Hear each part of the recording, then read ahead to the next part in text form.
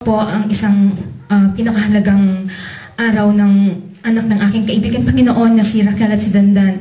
Lord God, inihiling ko pa sa inyo na itong first birthday ng aming kaibigan na ito ay kayo po ang mangunang Lord God sa araw na ito na harinaway maging maayos po ang pagdiriwang na ito. Nagpapasalamat po kami Lord sa pagbibigay nyo sa amin Panginoon, lalong-lalo na sa batang ito na si Asia Panginoon na marating niya ang kanyang first birthday, O God.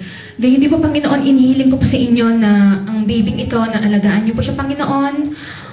Ingatan niyo po siya at palakihin niyo po siya, Panginoon, ng may takot sa inyo at may takot sa kanyang magulang at sa lahat ng mga nakatatanda sa kanya. Gawin niyo po siya, Panginoon, ng isang mabuting bata, Panginoon, upang sa ganon ay makapamuhay siya ng maayos. Gayon din po, Lord, hinihiling pa rin po sa inyo na i-bless na rin po ang kanyang magulang, na sana po ang kanyang magulang ay bigyan po siya ng magandang kinabukasan at maging ilaw at asin ang kanyang magulang upang sa ganon ay maging mabuti siyang bata sa kanyang paglaki. Hinihiling